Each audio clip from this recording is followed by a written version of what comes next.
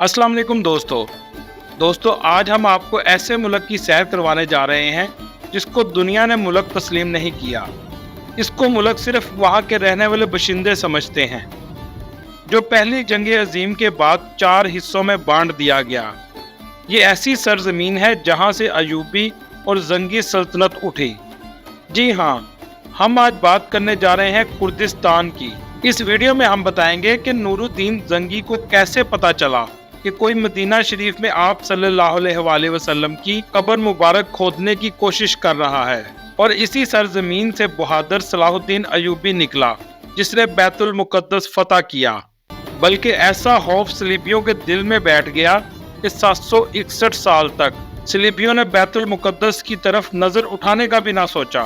क्या आप जानते हैं कि जब सलाहुद्दीन अयूबी की वफात हुई तो इनके कुल असासे कितने थे?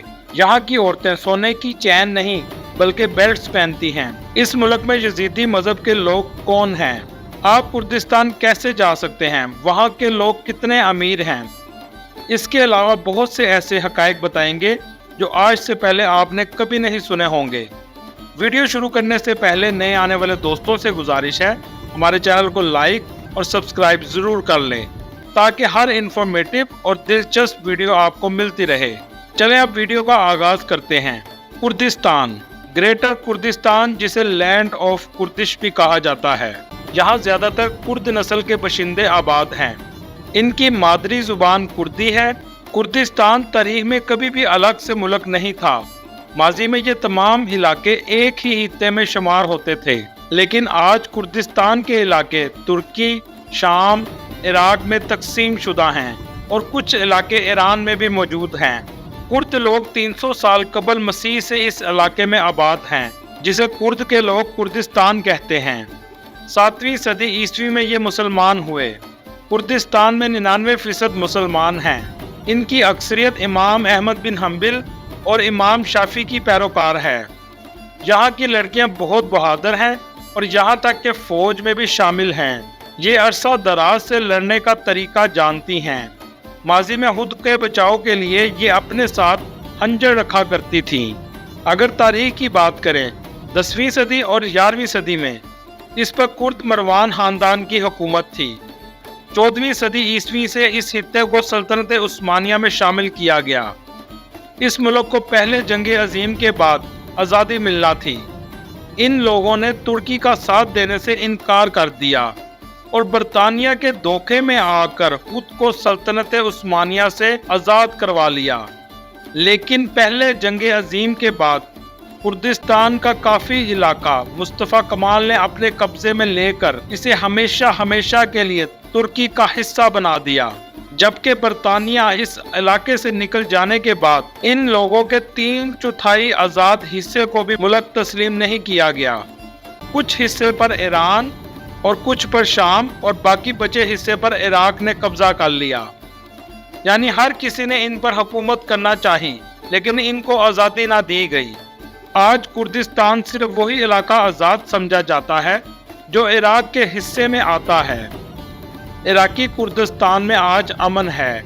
जो सद्दाम हुसैन के खिलाफ बगावत उठी तो वो भी यहीं से उठी थी। दोस्तों, यहाँ आपको एक हैरानकुन हकायक बताता चलो। मोहतरमा बेनज़ीर भुट्टो की वालदा नुसरत भुट्टो भी एक कुर्द नस्ल से ताल्लुक़ रखती थी और इनका ताल्लुक़ कुर्दिस्तान से था। एक रिपोर्ट के मुताबिक कुर्दिस्तान का रकबा तुर्की में 1,90,000 मुरब्बा किलोमीटर, ईरान में 1,25,000 मुरब्बा किलोमीटर, इराक में 65,000 मुरब्बा किलोमीटर और शाम में 12,000 मुरब्बा किलोमीटर है। इस तरह कुर्दिस्तान का कुल रकबा 3,92,000 मुरब्बा किलोमीटर है। एक अंदाजे के मुताबिक यहाँ 40 मिलियन कुर्द बशिंदे आबाद हैं। कुर्दिस्तान की तल्ख हकीकत ये भी है कि ये कभी भी आज तक आज़ाद मुल्क के तौर पर नहीं रहे। ये आज भी खुद को आज़ाद कहलवाना चाहते हैं, जबकि ये आज़ादी सिर्फ इराकी कुर्दिस्तान के लोगों को मुयस्सर है। इराकी कुर्दिस्तान को आप दूसरा दुबई भी कहें तो कोई गलत बात ना होगी। तरक्की के लिहाज से ये किसी भी तरक्की याफ्ता मुल्क से कम नज़र नहीं आता।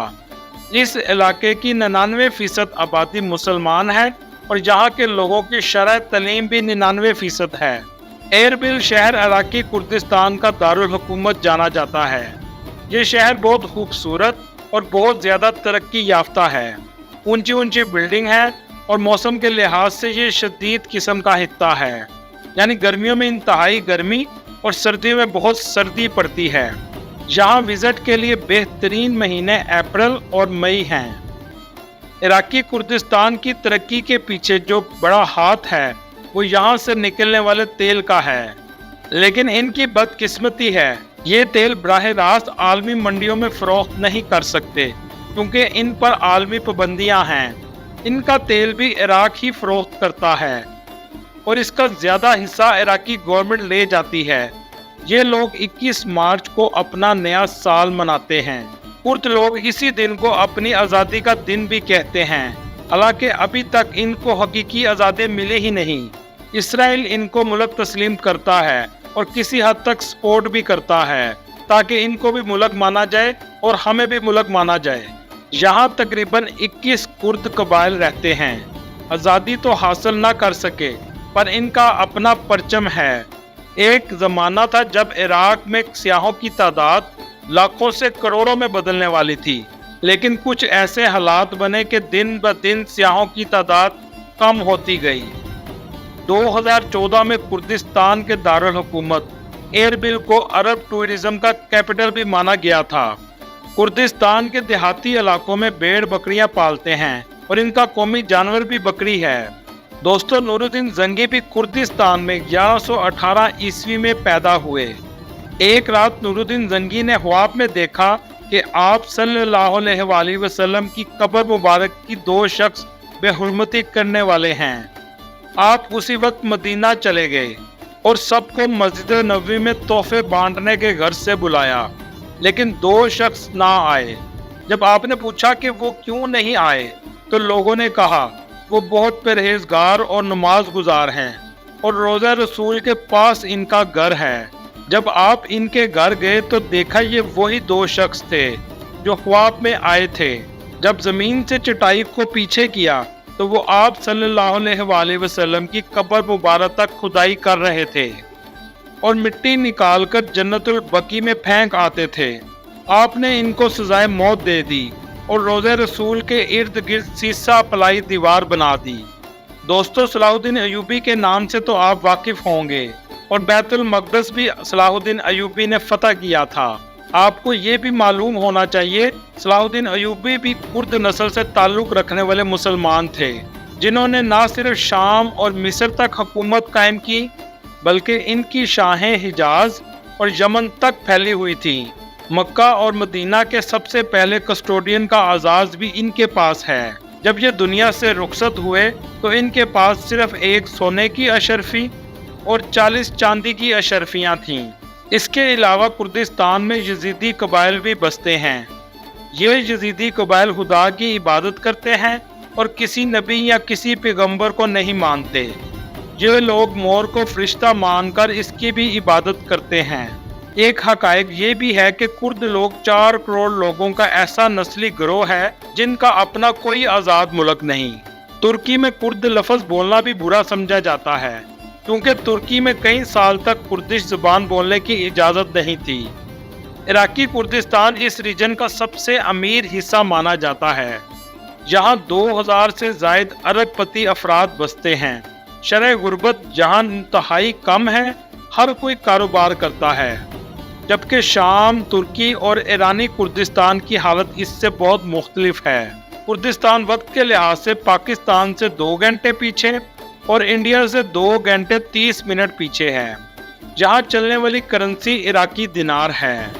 یہاں ڈالر میں بھی خرید و فروخت کی جا سکتی ہے۔ ایربل میں آپ کو بہت مزے کے کھانے، ریسٹورنٹ اور تاریخی عمارات بھی ملیں گی جو سلطنت عثمانیہ کے دور کی ہیں، اور بہت سے تاریخی بازار بھی ایربل میں موجود ہیں جن کو دیکھنے بہت زیادہ وزٹرز آتے ہیں۔ اگر ہم پلیسز کی بات کریں تو ایربل سٹیڈل، ایربل روتانا، جلیل حیات موسک، کردش ٹیکسٹائل میوزیم اور ہیریٹیج میوزیم ہیں۔ اگر ویزے کی بات کریں تو اس کو دنیا نے ملک تسلیم نہیں کیا ہوا، اس لیے آپ کو کردستان جانے کے لیے इराक का वीज़ा लेना होगा और इराक से बाय रोड आप कुर्दिस्तान में जा सकते हैं। दोस्तों ये थी आज की हमारी इंफॉर्मेटिव और दिलचस्प वीडियो। आपको वीडियो कैसी लगी कमेंट में ज़रूर बताइएगा और नए आने वाले दोस्तों से गुजारिश है हमारे चैनल को सब्सक्राइब और लाइक ज़रूर कीजिएगा। अगली वीडियो तक अल्लाह हाफिज़।